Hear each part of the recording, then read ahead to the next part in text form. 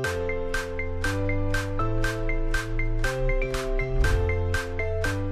guys and welcome to our channel Health and Beauty Secret. Health and Beauty Secret को अर्को भिडियोको लागि मैले आज चुज गरेको छु एउटा DIY र आजको DIY को लागि हामी बनाउँछौं facial cream, right? Facial cream बनाउनको लागि त्यस्तो धेरै केमिकल प्रोडक्ट्स हामी युज गर्दैनौं। हामी हाम्रो घरमा सजिलै पाइने या लोकल मार्केटमा सजिलै पाइने प्रोडक्ट्सबाट नै यो फेशियल क्रीम बनाउँछौं। सो लेट्स स्टार्ट गर्नुभन्दा अगाडि यदि हजुरहरूले हाम्रो च्यानललाई सब्स्क्राइब गर्नुभएको छैन भने तल रहेको सब्स्क्राइब बटनमा क्लिक गरेर हाम्रो च्यानललाई सब्स्क्राइब गर्नुहोस्। आजको DIY फेशियल क्रीम बनाउनको लागि हामीलाई चाहिन्छ बीजवैक्स यानी कि मौरीको मही मैले चाहिँ काठमाडौँमा असनबाट लिएको थिएँ। यदि हजुरहरू काठमाडौँकै हुनुहुन्छ भने हजुरहरूले चाहिँ यो बीजवैक्स चाहिँ असनको लोकल मार्केटबाट पाउन सक्नुहुन्छ सजिलै।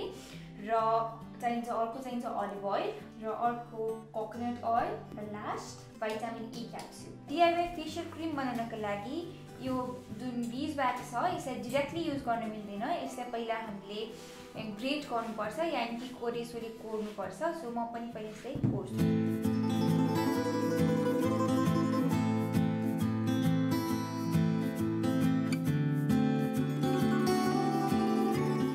As you can see, मैले यो बीजवैक्स चाहिँ अलरेडी ग्रेट गरिसकेको छु।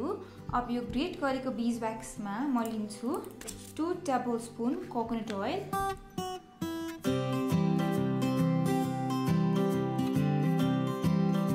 अब एउटा ठुलो बाउलमा उम्लेको पानी लिनुहोस्। त्यो बाउलमा चाहिँ यो अघि नै जुन बाउलमा ग्रेटेड बीजवैक्स र कोकोनट ओइल लिनु भएको थियो त्यो यसमा हाल्नुहोस् र यो बीजवैक्स र कोकोनट ओइललाई चाहिँ पग्लिन दिनुहोस्। यो प्रोसेसमा चाहिँ हामी यो बीजवैक्स र कोकोनट ओइल पकाउँछौं। यो प्रोसेसलाई डबल बोइलर प्रोसेस भनिन्छ।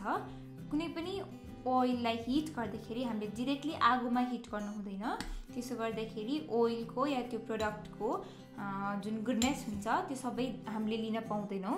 त्यही भएर चाहिँ यसरी हिट गर्दाखेरि चाहिँ सबै बेनिफिट्स हामीले लिन पाउने भएकाले यो डबल बोइलर प्रोसेसले चाहिँ हिट गर्दा राम्रो हुन्छ। एज यु क्यान सी यो बीजवैक्स र कोकोनट ओइल बिस्तारै मजाले पग्लिँदै मेल्ट हुँदैछ। यसरी नै अलिकति 10 मिनेट्स जतिमा चाहिँ आई थिंक यो सबै मजाले पग्लेर लिक्विड भइसक्छ। So let's wait for that. र टाइम यसलाई चलाउनु पनि पर्छ ताकि कुनै पनि लम्प क्रिएट नहोस् र कुनै पनि सोलिड बाँकी नहोस्।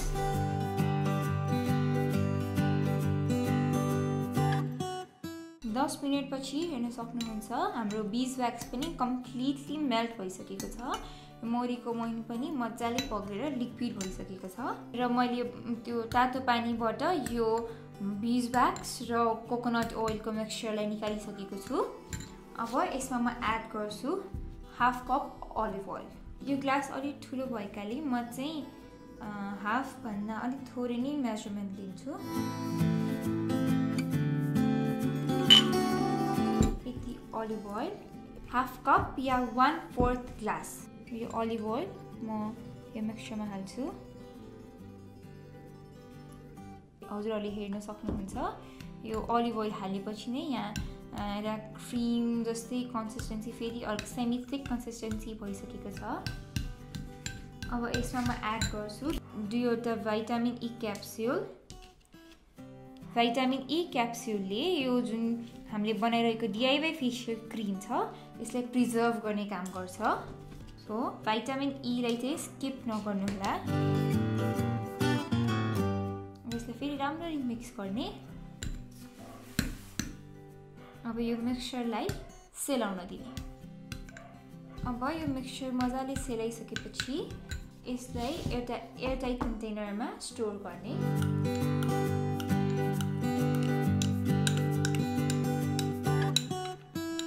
यसलाई 2 महिनासम्म युज गर्न सकिन्छ। अब यो जुन DIY फेशियल क्रीम हामीले भर्खर बनायौं यो क्रीमलाई हामीले डे टाइममा भन्दा नाइट टाइममा युज गर्दा बेटर रिजल्ट पाइन्छ।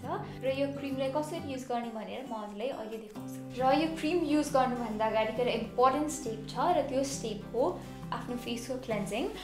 आफ्नो फेसले कुनै पनि क्लेन्जिङ मिल्क या क्लेन्जिङ फोम क्लेन्जर जेन्टली एउटा माइल्ड क्लेन्जरले फेस क्लेन्ज गर्नुहोस्। म भने अहिले नर्मल क्लेन्जिङ वाइपले मेरो फेस क्लेन्ज गर्छु।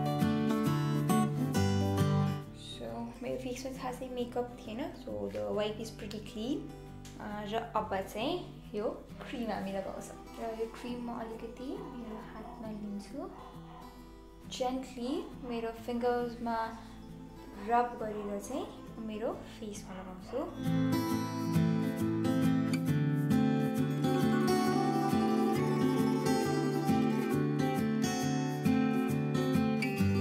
हल्कासँग प्याट गर्दै र मसाज गर्दै क्रिम आफ्नो फेसमा अप्लाई गर्नुहोस्।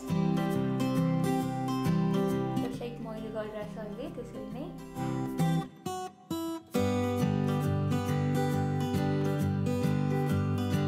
फोरहेडलाई अलिकति लिफ्ट गर्नुहोस्, आफ्नो चिक्सलाई अलिकति लिफ्ट गर्नुहोस्। लङ टर्मसम्म यसरी लिफ्टिङ वेमा मसाज गर्दाखेरि आफ्नो फेसमा पनि एउटा लिफ्टिङ इफेक्ट आउँछ। र राति सुत्नु अगाडि यो क्रिम लाउने र क्रिम लगाएर मसाज गरेपछि गरोस्। र 2 महिनासम्म यो क्रिमलाई युज गरेपछि कस्तो रिजल्ट पाउनुभयो त्यहाँ हामीसँग कमेन्ट बक्समा या हाम्रो फेसबुक पेजमा हामीले मेसेज गरेर हामीसँग सेयर गर्नुहोला। र do give this video a big thumbs up, share this video and subscribe to our channel. Thank you, bye by.